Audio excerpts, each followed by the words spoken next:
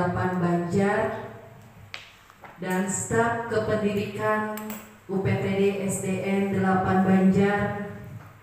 Selamat siang semuanya. Siang. Apa kabar hari ini? Alhamdulillah sehat, luar biasa. Allahu Akbar. Yes, yes, yes. Terima kasih. Pertama, marilah kita panjatkan puji dan syukur kehadirat Allah Subhanahu wa Ta'ala, karena atas rahmatnya, limpahan serta karunia-Nya kita semua bisa berkumpul di ruangan kelas 1 dalam keadaan sehat walafiat, dalam memenuhi undangan dari program guru penggerak Ibu Indriani SPD. Sholawat serta salam tak lupa semoga tercurah limpahkan kepada junjungan Nabi besar kita, Nabi Muhammad Sallallahu Alaihi Wasallam, juga kepada keluarganya, kepada saudaranya, kepada kita selaku umatnya. Mudah-mudahan kita mendapatkan syafaatnya kelak di hari akhir nanti. Amin ya rabbal alamin. Selanjutnya izinkan saya sebagai kepala sekolah dari UPTD SDN 8 Banjar, Kota Banjar, mengucapkan terima kasih yang sebesar-besarnya atas kehadiran Bapak Ibu semuanya bisa berkenan hadir dalam memenuhi undangan webinar budaya positif dalam program Guru Penggerak Angkatan 8 Kota Banjar. Untuk itu, marilah acara webinar ini langsung kita buka bersama-sama dengan mengucapkan basmalah Bismillahirrahmanirrahim, dan sekaligus saya buka kegiatan webinar ini untuk selanjutnya bisa Ibu dan Bapak dimengerti, dipahami, dan bisa menjadikan praktik baik atau budaya positif dalam pembelajaran kepada peserta didik di kelas dan juga di sekolah kita tercinta. Acara yang pertama mungkin ada beberapa poin-poin. Yang pertama, kita akan melihat tampilan pada layar, yaitu tentang cakupan budaya positif di sekolah. Mungkin mulai dari awal pertama kita masuk ya, dari disiplin masuk siswa awal sebelum ke kelas ya, dibiasakan siswa-siswi atau peserta didik kita untuk membiasakan budaya positif berbaris dulu ya, sebelum masuk diperiksa kesehatan fisiknya badan, yaitu periksa kuku, periksa gigi. Kelas 1 ya Bu Dede biasanya yang biasa itu atau dilihat telinganya bersih atau tidak. Nah kemudian setelah KM selesai memeriksa dari teman-temannya, bisa dilanjutkan untuk masuk ke kelas, yaitu berdoa sebelum memulai pembelajaran di kelas.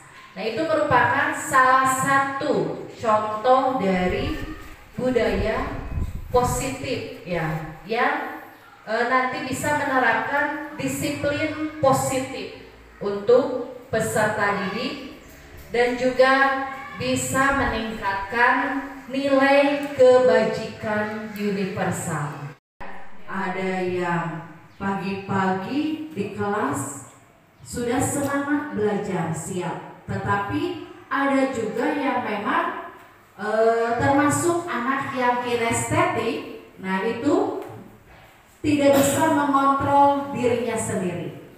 Nah, diharapkan ibu bapak sebagai pendidik ya bisa memberikan disiplin positif kepada siswanya untuk menanamkan atau memberikan dampak yang baik atau positif kepada peserta didik, tapi tanpa hukuman dan hadiah. Mengerti maksudnya? Misalkan ya Bu ya, yang tadi anak yang nggak bisa diam di kelasnya,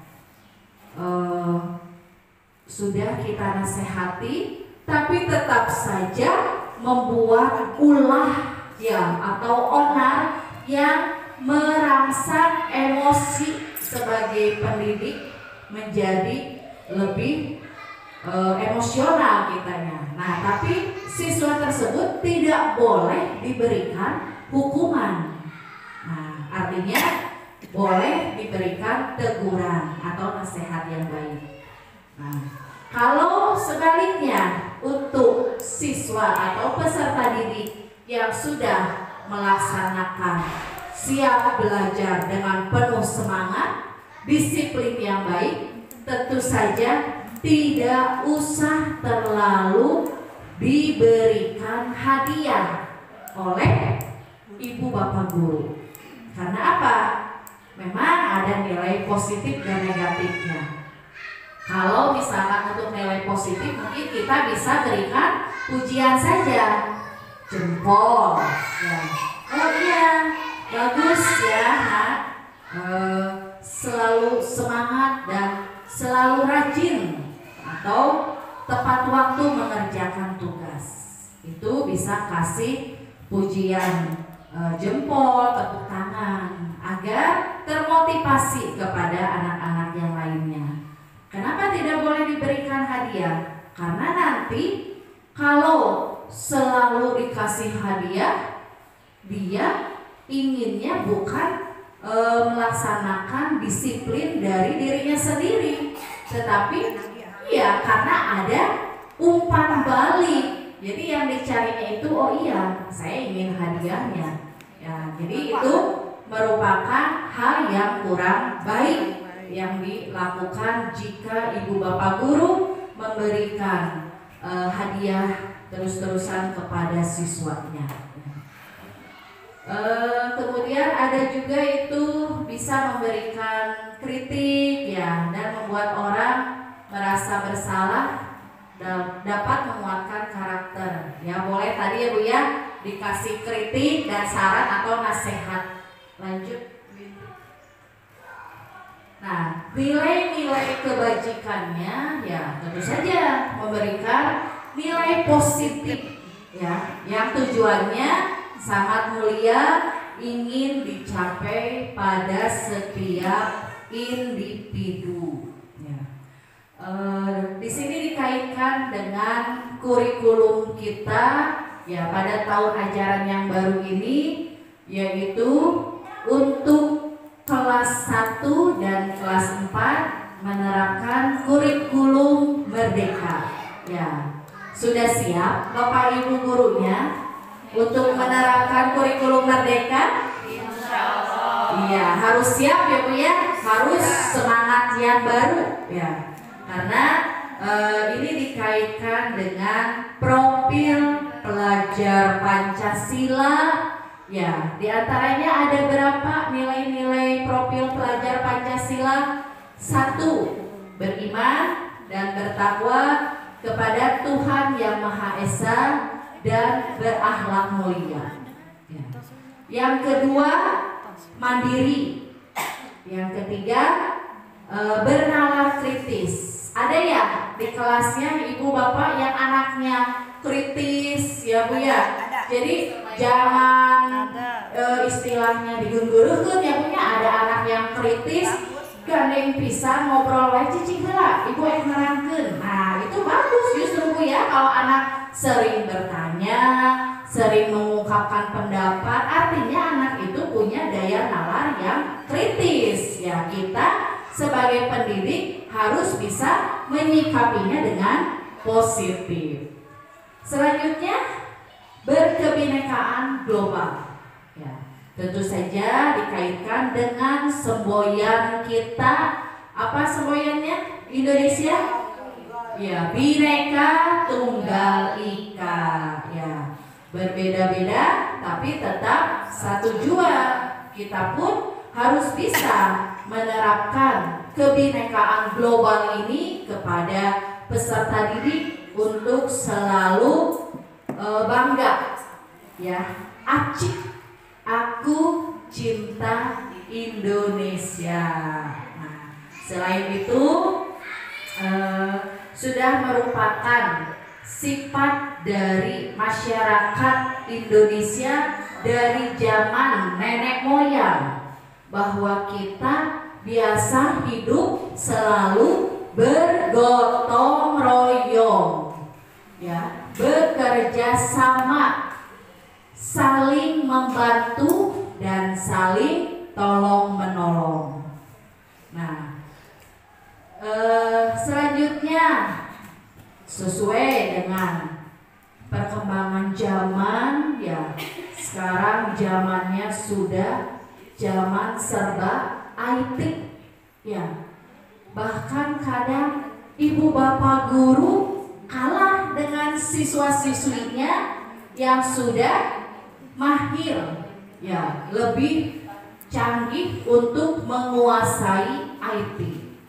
Tentu saja dalam pembelajaran pun diharapkan peserta didik harus bisa menciptakan sesuatu yang inovatif dan kreatif. Kita sebagai peserta didik tidak boleh kalah juga untuk menciptakan sesuatu hal yang baru atau memberikan model-model pembelajaran yang inovatif dan kreatif. Perilaku manusia, yaitu satu, untuk menghindari ketidaknyamanan atau hukuman. Ini dikaitkan dengan yang posisi kontrol, ya, Bu Indri, posisi kontrol dari, ya. Nah, kemudian yang kedua, untuk mendapatkan imbalan atau penghargaan dari orang lain. Yang ketiga, untuk menjadi orang yang mereka inginkan. Jadi lebih mempercayai dirinya sendiri, menghargai dirinya sendiri dengan nilai-nilai yang mereka percaya. Nah, maksudnya, ya, proses ini untuk pengkondisian siswa dalam memperbaiki kondisinya masing-masing sehingga mereka dapat kembali kepada kelompok mereka yang lebih kuat dan berkarakter. Tadi sudah jelas, ya, Bu, ya, di kelas itu membuat anak untuk nyaman, ya. Artinya kita sebagai pendidik harus bisa well-being. Sesuai dengan kemarin kita sudah webinar, ya, dari IKM yang di Purwaharja. Apa maksudnya well-being itu? Well itu kan dari kata bahasa Inggris yang berartinya baik, ya. Nah, being itu apa, Bu, ini artinya? Being menjadi, ya, manusia. Artinya well-being itu kan manusia yang baik, ya, dan harus punya nilai-nilai happy. Yes. Happy itu artinya bahagia, senang, ya. Kemudian loving, mencintai, pintar, ya, tahu kalau loving itu, ya, cinta. Nah, jadi kita harus mencintai pekerjaan kita, ya. Tadi juga menyenangi pekerjaan kita, ya, agar siswa-siswi pun nanti ikut enjoy belajar dengan ibu bapak gurunya. Artinya ibu bapak guru datang ke sekolah itu harus sudah dalam keadaan well-being, ya, senang, bahagia. Meskipun di rumah misalkan ada masalah, ya, jangan dibawa-bawa ke sekolah yang akhirnya membuat suasana di kelas tidak nyaman. Nah, yaitu bukan heart, ya, sehat, ya. Nah, jadi kita sendiri sebagai pendidik harus sehat, ya Bu ya, sehat jasmani dan rohani agar peserta didik pun bisa menjadi pribadi yang sehat. Nah, karena itulah yang harus kita terapkan ketika kita akan mengajar, datang ke sekolah dengan sikap atau perasaan well-being tadi, ya. Karena itu sangat penting, ya Bu ya. Perasaan kita bisa mempengaruhi suasana anak-anak di kelas. Kepada peserta didik, sejauh manapun seorang siswa tersebut nakal, ya, atau melakukan hal-hal yang tidak kita inginkan, tetapi kita tetap harus bisa memberikan teguran. Dan jangan lupa ibu bapak, harus diberikan konsekuensinya dari apa yang mereka perbuat. Nah, satu, hukuman bersifat tidak terencana atau tiba-tiba. Kemudian disiplin dalam bentuk konsekuensi sudah terencana. Kalau memberikan hukuman mungkin tiba-tiba, ya Bu ya, ada anak yang nakal, misalkan kita melakukan hukuman fisik, langsung verbal, dicubit. Nah, itu kan tidak direncanakan, Bu, spontan. Bisa karena kitanya emosional. Tetapi kalau misalkan konsekuensi, nah itu sudah direncanakan. Artinya kalau kamu besok tidak mengerjakan PR, konsekuensinya misalkan akan ibu panggil orang tua kamu ke sini. Nah, itu konsekuensinya yang sudah dibahas dan disetujui oleh siswa dan gurunya. Nah, kemudian untuk penghargaan tadi, ya, ada penghargaan yang bisa kita berikan kepada siswa, baik tadi dalam bentuk pujian,